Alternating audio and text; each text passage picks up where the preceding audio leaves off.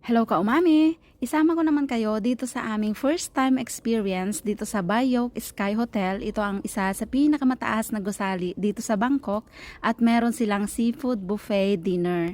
Maganda nga daw ang view at napakasasarap ng mga food kaya gusto din nating ma-experience. Ito nga po ang Bayok Sky Hotel dito sa Pratunam Market. Bukod sa seafood buffet ay napakarami nilang pwedeng i-offer sa'yo at isa na ang gusto naming ma-experience ang observation deck. Pero mamaya yon dahil kakain muna tayo. Nasa 82 floor yung seafood buffet na binook namin at pagpasok doon ay marami ng pila sa mga papicturan dahil late na po kaming dumating sa oras ng aming dinner. So wala nang pila, good thing naman na medyo na late kami. So sa mga nagbabalak pumunta dito, mas maganda pala na sakto yung oras ng dating mo para hindi ka na pumila sa information to check your booking. Ito yung table namin katabi ng bintana at sa magandang view dahil nung nagpabook kami ay nilagyan namin ng remarks na gusto namin sa bintana. At wag na nating patagalin syempre, umupo na yung mga bata at kukuha na ako ng mga pagkain. Dahil seafood buffet, syempre mas marami ang seafood talaga. Merong mga steam, inihaw, meron din mga iba't ibang klase ng salad at mga prito-prito and oops, may lumpia. Sana pwedeng mag-sharon. Char, ito na yung kanilang mga fresh seafood at pwede kang umorder kung anong gusto mong luto ang ipapaluto sa kanila. Pero kami ay kumuha na lamang ng mga steam.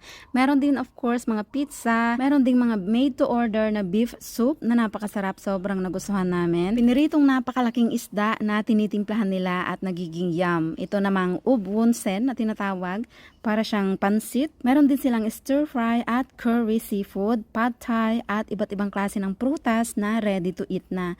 Meron ding mga minatamis, meron mga pastries and cakes na hindi naman natin masyadong hilig lalo na kapag ganitong may mga seafood. And of course, hindi mawawala ang paborito ng aking asawa ng mga sashimi and sushi naman para sa aking mga anak. Habang kumukuha kami ng mga pagkain ay pinapakain na rin namin ang aming mga anak para mabusog na muna sila bago tayo mag-video-video at magmukbang-mukbang, diba? Baka sabihin ng iba hindi namin pinapakain ng mga bata. Well, gano'n naman lagi ang aming ginagawa kapag kumakain talaga kami sa labas o sa mga restaurant para naman ma-enjoy na muna nila yung food, mabusog na muna sila at makapag-video tayo ng maayos para walang nanggugulo sa atin. Meron nga po palang tatlong klase ng buffet dito. Yung kinuha namin ay yung pinakamura, yung 990 baht. Ang sumunod ay 1,200 baht na meron silang mga steak at iba pang pagkain na wala dito sa kinuha namin at meron ding premium na 1,500 baht which is 3 oras. Itong kinuha namin ay 2 oras lang. At yung premium ay meron silang free drinks doon sa kanilang deck. Hindi natin kailangan yon dahil may mga kasama tayong mga bulilit. At direkta po kaming nag-book sa kanilang website. I-check nyo po ang Bayok Sky Hotel Seafood Buffet. Ayan, kung gusto nyo ma-experience. Lalong-lalo na sa mga kababayan natin na nandito na sa Thailand o sa mga nagbabalak mag-tour dito. Kapag seafood buffet, of course, hindi mawawala ang raw oyster o ang ating talaba. Meron silang nilalagay na bawang, spicy at maasim na sausawan at fried garlic. Masarap din itong kai tun na tinatawag nila steam egg na merong iba't ibang seafood at ang kanilang pansit style na tinatawag na obwung sen. Para itong pansit pero may luya at yung soy sauce na gamit nila para din yung ginagamit natin sa pansit and soon gusto kong ituro sa inyo kung paano gumawa niyan dahil gustong gusto rin po namin kinakain niya. At want to sawa ulit tayo sa hindi nakakasawang river prawn kahit lagi kami nakakatikim niyan at marami sa aming lugar ay gustong gusto pa rin namin dahil sa bawat restaurant na pinupuntahan namin iba't iba sila ng timpla nitong seafood sauce na napakasarap at talaga namang magugustuhan mo kahit nasaang restaurant ka. Super nag-enjoy ang mga bata dahil meron din mga pambatang pagkain katulad nga ng pizza, mga fried chicken, lumpia, meron din silang carbonara at marami pang iba. Of course, napakaganda ng view kaya pati mga bata talaga ay mag-e-enjoy. At talagang namamangha talaga kami sa napakagandang view dahil first time po namin umakyat sa ganitong kataas na building.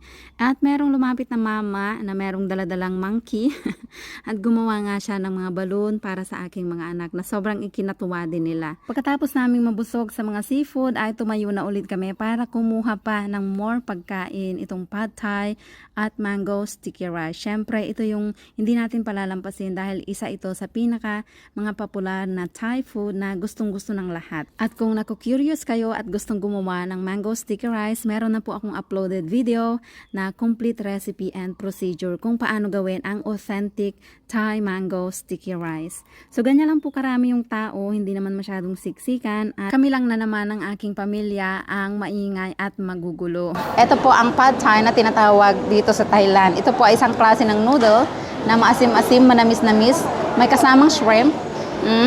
At ito po ay chives, garlic chives, at merong lime. Lalagay muna natin yung lime. And usually po, meron itong kasamang hilaw na puso ng saging. Ayan, yung lagi ko pong binabanggit sa inyo na hilaw na puso ng saging. Ito po yung perfect na kapares niya. Tingnan natin kung masarap ang kanilang pad thai dito.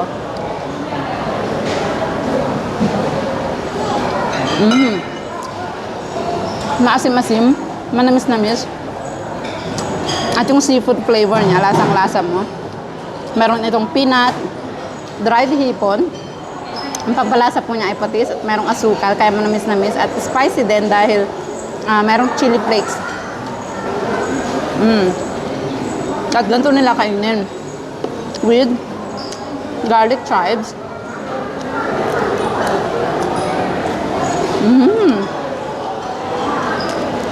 Of course, with hipon. Na hindi ko alam kung paano buksan. Ayan. Ayan, ganyan po siya. Hindi tayo marunong mag-chopstick, kaya. Ayun, wow. Ayan, mga kaumami. Laki.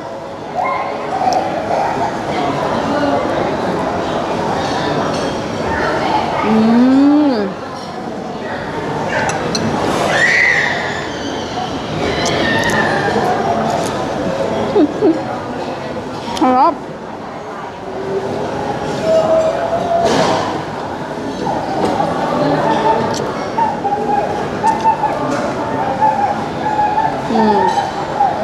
Ito naman po yung tinatawag nilang namtok na shabu.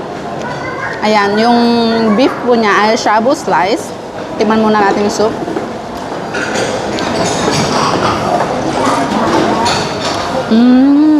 Ang sarap.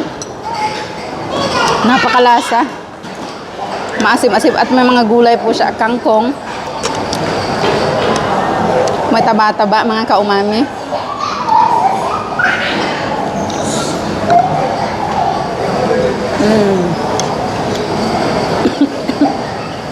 Maanghang.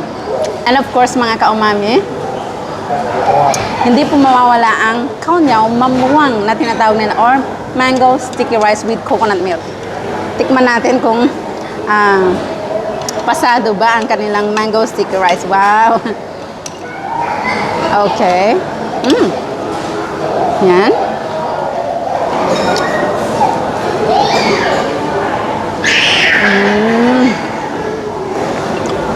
Ang sarap. Sarap ka umami. Ang ganda ng sticky rice, ang ganda ng pagkakagawa. Buo-buo at shining, shimmering, splendid ang kanilang sticky rice. Sa mga bago po palang follower, meron po akong recipe and procedure ng paggawa ng mango sticky rice sa ating YouTube channel at sa ating page. I-scroll down nyo po sa ating video kung gusto nyo malaman kung paano gawin itong popular na Thai mango sticky rice. Isa pa.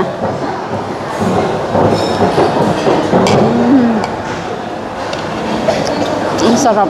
Pwedeng lumampas dahil may mga susunod na batch pa yung 7 p.m. to 9 p.m. Ayan. So, bali dito po ay meron silang breakfast, lunch, na seafood buffet din, and dinner. Pagkatapos ay aakyat na kami sa rooftop, which is the most exciting part para sa aming lahat dahil masisilayan natin ang Bangkok sa gabi ng 360 degrees. At dito ko lang din nalaman na meron palang ganito dito sa building na ito na dati ay tinitingala lang namin kapag nadadaanan o kapag napupuntahan namin yung market na nandito. Speaking of market, meron na rin po akong video ng market tour doon sa Pratunam Market, sa baba lang po ng building na ito. Doon yung popular na market na binibilhan ng mga fashion clothes, mga Bangkok dress na murang-mura at pwedeng pang negosyo. I-check nyo rin po yung video, baka magustuhan nyo at magkaroon kayo ng idea, lalong-lalo na sa mga negosyante o sa mga mahilig sa mga fashion dress na gustong